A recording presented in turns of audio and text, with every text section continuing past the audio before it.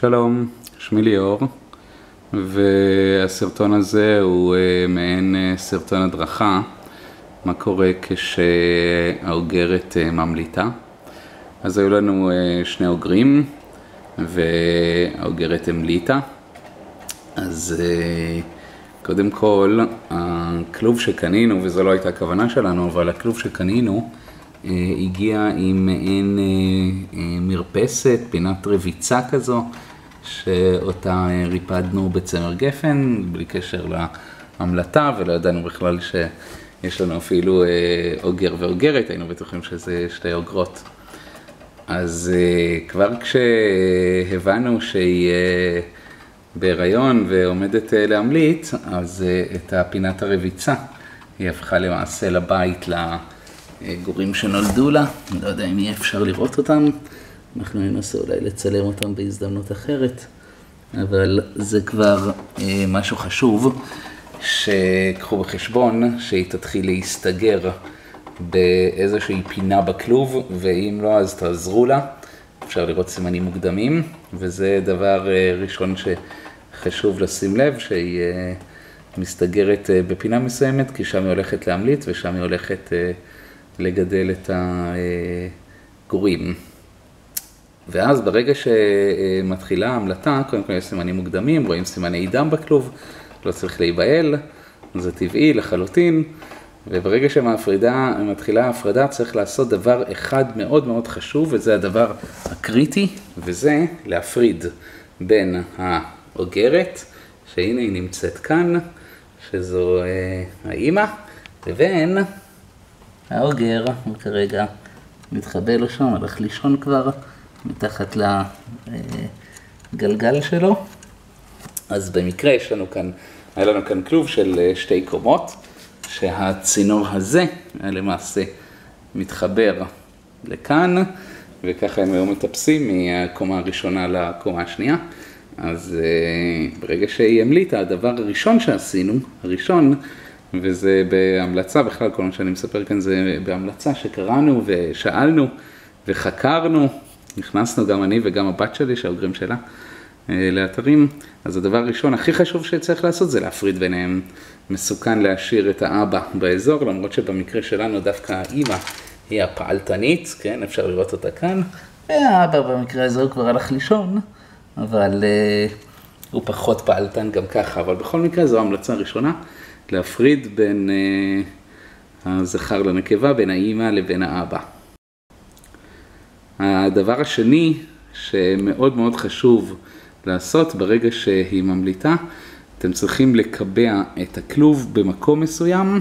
במקרה הזה אנחנו קיבענו אותו, אני אלך טיפה אחורה כדי שיראו, אז אנחנו קיבענו אותו בפינה של הסלון שלנו, ובתקופה הקרובה פשוט מאוד לא מזיזים את הכלוב.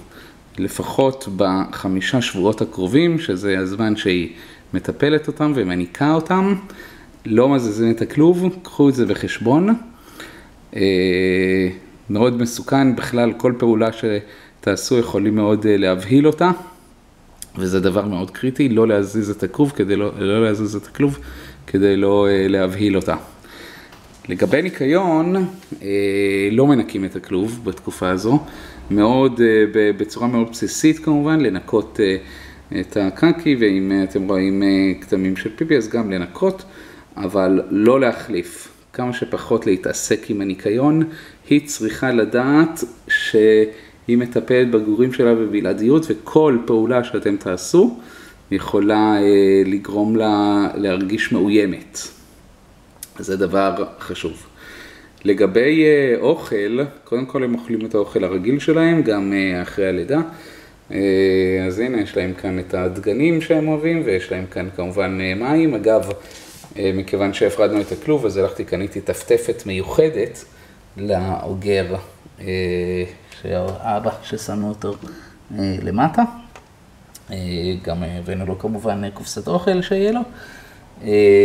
ומבחינת אוכל, הדבר היחיד שאפשר לעשות ומאוד מומלץ, זה לשים לה ביצה קשה. היא צריכה הרבה מאוד חלבונים, אז פשוט ביצה קשה, הם אוהבים ביצים קשות. דבר נוסף שחשוב מאוד לשים זה את האבן חרסום שלהם.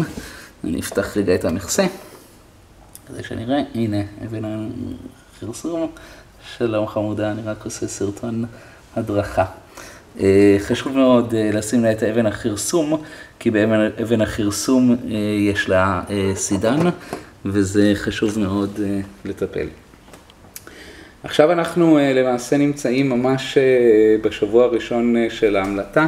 אולי עכשיו נצליח קצת לראות את הנה, רואים, משהו כאן זז, אם אתם צריכים לשים לב, הגודל שלהם זה ממש גודל של חצי אצבע. אני אצלם את האצבע שלי, אז זה ממש בגודל של חצי אצבע, הם בצבע ורוד, אין להם פרווה עדיין, הם ממש בני, פחות משבוע, בני 3-4 ימים. יש להם כאן מקל דבש שאנחנו אוהבים. ועכשיו אנחנו למעשה ממתינים 5 שבועות. 5 שבועות זה הזמן שבו היא אמורה לטפל בהם ואמורה להניק אותם כמובן. והשלב הבא, אחרי 5 שבועות, יהיו כבר שלב שהם יהיו עצמאיים, הם כבר ייצאו מפינת ההמלטה, הבית שלהם, הרביצה שלהם, והם כבר יתחילו להתרוצץ חופשי. ואז במקרה הזה צריך למעשה לבחון את הסיטואציה.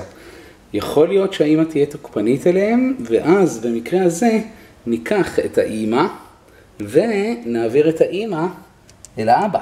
נשאיר את הגורים בנפרד ואת ההורים בנפרד, הם כבר לא יצטרכו אותה, הם יסיימו לנהוג, ויכול להיות שהיא זו שתרגיש לא נוח עם הסיטואציה הזו, ולכן צריך לבחון. אופציה נוספת זה שהם יהיו משפחה אחת. אם אתם תראו שהאימא מתנהגת אליהם בסדר ורגילה אליהם וממשיכה לטפל בהם כמו בני אדם, במקרה הזה אפשר להשאיר אותם ביחד, אפשר גם לעשות ניסיון לחבר את האבא אליהם, יכול להיות שהאבא יתחבר אליהם. אבל מה שההמלצה, ואנחנו נצלם אולי סרטון המשך כדי שתראו, מה שההמלצה לעשות שברגע שהם עצמאיים ולא צריכים את האמא יותר, להפריד בין האמא לגורים.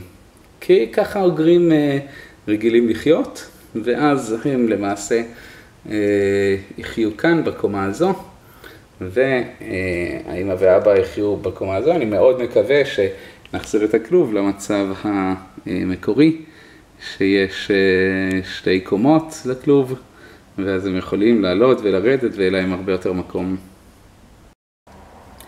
מעבר לזה שמה שדיברנו שלא מזיזים את הכלוב, למעט אוכל שאתם אמורים לשים להם ומים וניקיון בסיסי, צריך לתת לאמא באמת את השקט שלה, להניק בשקט. אתם תשימו לב שדווקא בשעות הלילה, אחרי שאנחנו מכבים אורות וכבר חשוך ובכלל אין אור יום, דווקא בשעות האלה היא הרבה יותר פעילה. היא יוצאת החוצה, היא אוגרת אוכל ומכניסה להם פנימה. שומעים אותם, אנחנו שומעים אותם מהחדר הסמוך, אז אנחנו שומעים אותה כל הזמן פעילים. גם את האבא הוא מתעורר בשעות הלילה ופעיל יותר. וזה משהו שחשוב גם בשעות היום. לתת לה לטפל בהם, כל פעולה שתעשו היא יכולה לחוש מאוימת. אז זה משהו שחשוב שתשימו לב אליהם. זהו, זה בינתיים המצב. ננסה לצלם לכם שוב את הגורים, למרות בית הרביצה שלהם מלא כרגע בצמר גפן, אז קשה מאוד להבחין בהם. אם אתם מצליחים לראות כאן תזוזות קטנות של האוגרים, אני חושב שזה מאוד קשה להבחין בהם, אבל יש כאן את 2 הגורים שלה שהיא המליטה. זה הכל. תודה לכם. ביי ביי. שלום שוב. אנחנו נמצאים שבוע לאחר הסרטון הראשון, ועכשיו כבר רואים ממש את האוגרים הקטנטנים, איך שהם כבר הולכים בעצמם וכבר יוצאים החוצה. אפשר לראות כאן משהו מעניין, שהאוגרת לקחה את כל הנסורת, את כל חומר וריכזה אותו במקום אחד כדי שישר מהיציאה מהמקום שבו היא המליטה, הם יוכלו לצאת החוצה למקום מרופד גם כן. דבר נוסף חשוב שלא ציינתי בסרטון הקודם, בשום אופן מרגע ההמלטה ועד 5 שבועות, שזה בעצם התקופה אחרי שהיא כבר יכולה להתנתק מהם, אסור לגעת לא באמא ולא בגורים שלה. היא פשוט מאוד רגישה לנושא הזה. אז לא לגעת בהם, לא להרים אותם, לא ללטף אותם, שום דבר, גם לא אותה כמובן, לא להוציא מהכלוב ולא לנתק אותה מהגורים. זהו, אז הנה אפשר כאן לראות אחד מחופר כאן ואחד כאן בפנים, אבל הוא יוצא ונכנס כל הזמן, והאמא גם כן כאן בצד, אנחנו כרגע לא מפריעים להם.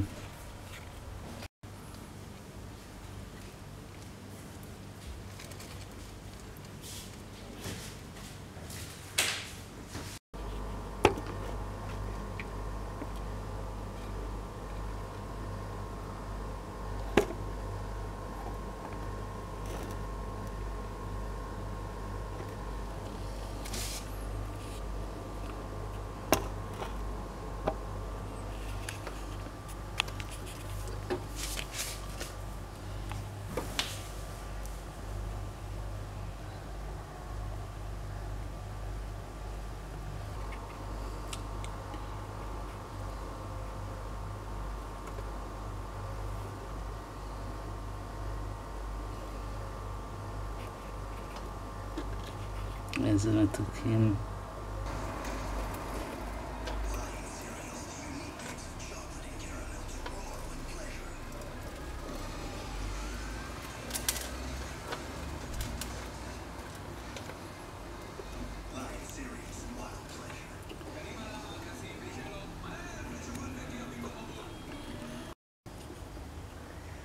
הנה אמא ואחד הגורים, השני מתחפר פה בפנים.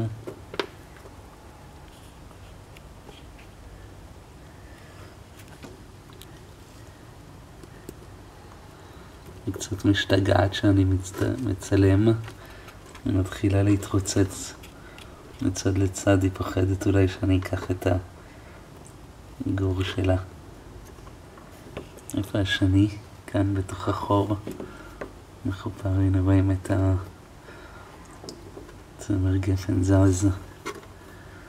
היי, איזה חמוד, איך הם גדלו.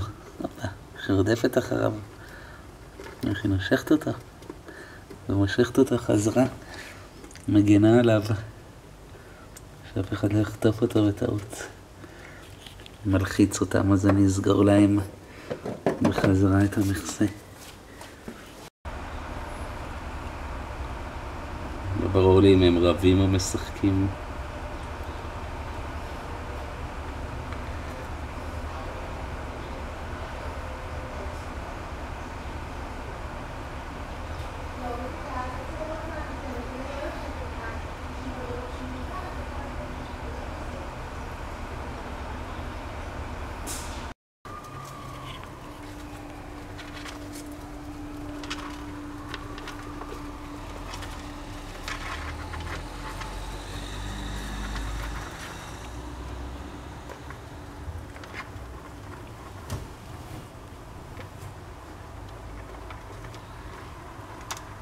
הם כבר עצמאיים לגמרי, אוכלים, משחקים.